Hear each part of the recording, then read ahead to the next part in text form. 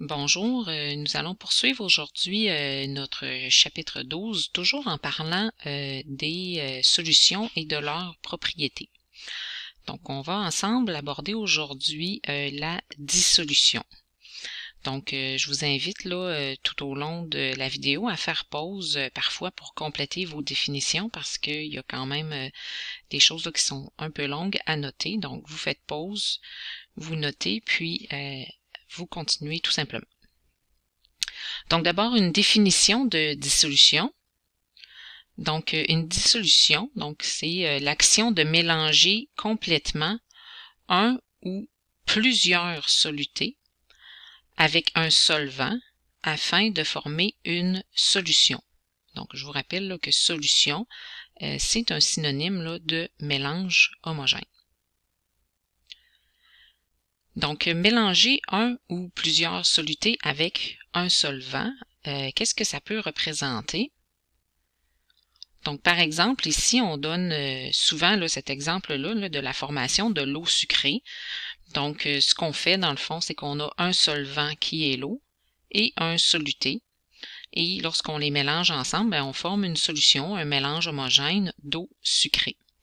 Donc, dans ce cas-ci, on a ajouté là, un seul soluté, le sucre. Le plus souvent, dans le quotidien, on a plusieurs solutés. Donc, si je prends par exemple une boisson gazeuse, bien c'est une solution dans laquelle il y a vraiment plusieurs solutés, qu'on pense au sucre, au colorant, aux saveurs et même un gaz, là, le CO2, qui est dissous dans la liqueur et qui donne le pétillant. Donc, on a souvent là, plusieurs solutés à l'intérieur d'une solution. Donc, pourquoi est-ce que certaines substances vont se dissoudre et pas d'autres? Bien, de façon générale, on va dire qu'un soluté se dissout dans un solvant quand ses particules sont davantage attirées par les particules du solvant que par celles du soluté situé près d'elle. Donc, ces particules-là là, de mon soluté, par exemple le sucre, elles vont avoir tendance à se détacher les unes des autres parce qu'elles sont attirées par les particules du solvant, dans ce cas-ci, l'eau. Donc, un soluté se dissout lorsque ces particules sont davantage attirées par les particules de solvant que par celles de soluté situées près d'elle. Donc, à quoi ça ressemble ça au niveau particulaire? Donc, on peut donner l'exemple ici du sable dans l'eau ou du sucre dans l'eau. Donc, lorsqu'on ajoute du sable dans l'eau, bien, on sait bien là, que le sable ne va pas se dissoudre. Donc, on obtient un mélange hétérogène. On pourrait dire là, que les particules de sable sont solidaires les unes avec les autres, donc elles vont rester ensemble malgré qu'elles sont ajoutées dans un solvant. Le sucre, c'est différent. Quand on met le sucre dans l'eau, ben, les particules de sucre ont tendance à se détacher les unes des autres, à être attirées par les molécules d'eau, et c'est ce qui va faire que ça va former un mélange homogène ou ce qu'on appelle une solution. Donc, si on illustre là au niveau particulaire, là, à l'aide du modèle particulaire, qu'est-ce qui se passe? Bien, on obtient ceci. Donc, par exemple, des particules de sucre qui sont sous forme de granules, par exemple, que j'ajoute au travers des molécules d'eau. Bien, on s'aperçoit que les particules de sucre se détachent les unes des autres et se retrouvent à être entre les molécules d'eau. Donc, c'est ce qu'on veut dire par les molécules ou les particules de sucre sont plus attirées par les molécules d'eau que par les autres particules de sucre autour d'elles.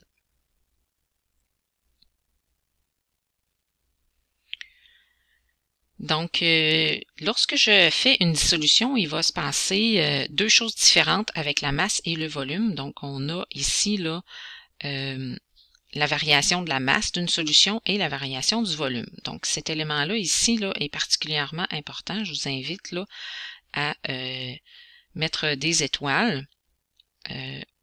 à ces éléments-là ici, là. Donc, cette partie-là ici est particulièrement importante. Donc, j'ai mis des bonhommes sourires, puis fait mettre des étoiles. Peu importe, l'idée, c'est de montrer que c'est important. On va d'abord s'intéresser à la masse de la solution. Donc, par exemple, quand je mélange 5 grammes de sucre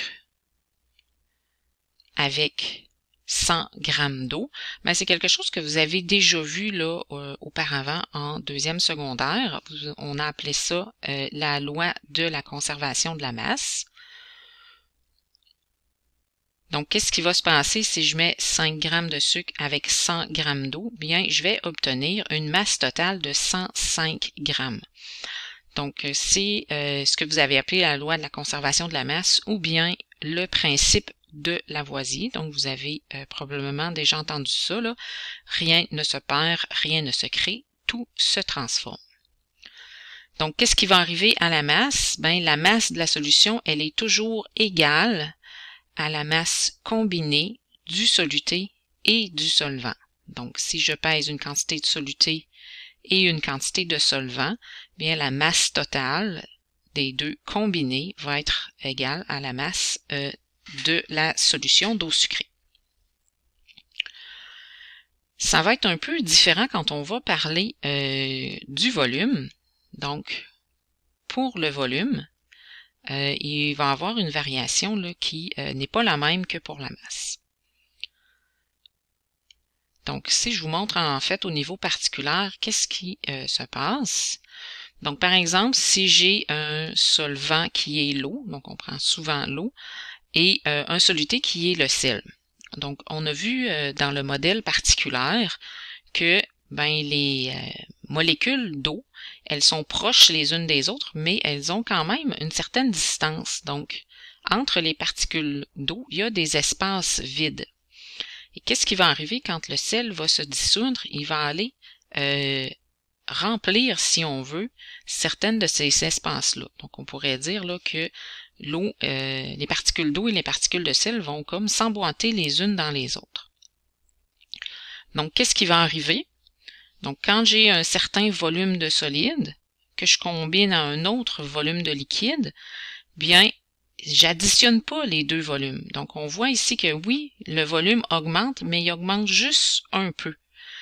Ce n'est pas la combinaison des deux volumes initiaux, justement parce que les particules qui sont dissoutes là, viennent s'imbriquer dans les particules de solvant. On pourrait comparer ça, par exemple, à un mélange de gravier et de sable. Donc, on s'imagine très bien là, que le sable va venir s'emboîter dans les espaces entre les morceaux de gravier. Ben, c'est le même principe qui va se passer ici, mais à une échelle beaucoup plus petite. Donc, si je regarde ici, qu'est-ce qui se passe au niveau des volumes?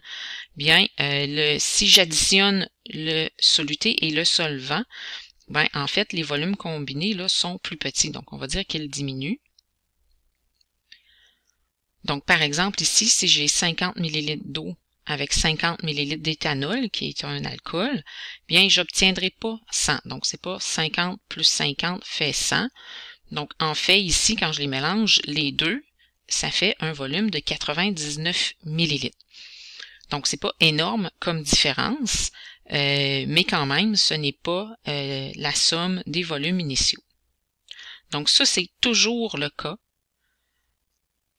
Donc, lors d'une dissolution, le volume final, là, il est toujours plus petit que la somme des volumes initiaux. Donc, si j'additionne mes volumes initiaux, le volume final est toujours plus petit que la somme. Tandis qu'ici, pour la masse finale, elle est toujours égale à la somme des masses initiales. Donc ça, c'est un principe là, qui est important dans le cas des solutions. Donc, il nous reste à voir les facteurs qui influencent le taux de dissolution. Donc, le taux de dissolution,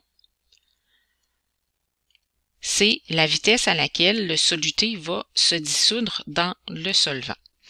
Donc, on peut changer cette vitesse de dissolution-là. Donc, il y a deux façons principales pour modifier le taux de dissolution. La première façon, c'est d'augmenter la surface de contact du soluté. Donc, la surface de contact, on a déjà vu là, précédemment, par exemple, quand on a parlé des intestins ou des poumons, que c'est un principe qui est important en science. Là, quand je fais varier la surface de contact, je viens influencer, par exemple, différentes vitesses de réaction.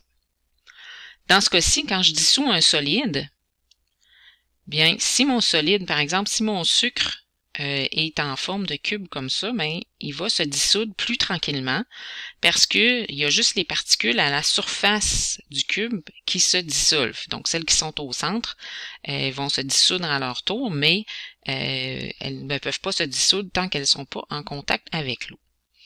Donc, si je prends la même quantité de sucre, mais que je la réduis en poudre, ben là, chaque petit grain a une surface qui est en contact avec mon solvant.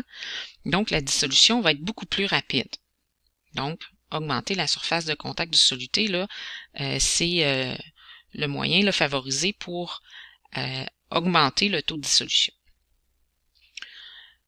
Deuxième élément qu'on peut changer, c'est qu'on peut tout simplement agiter la solution. Donc, c'est bien évident que si je laisse le sucre dans le fond et que j'attends qu'il se dissolve, bien, ça va prendre pas mal plus de temps que si je brasse mon mélange. Donc, ça complète ce qu'on avait à voir pour la dissolution.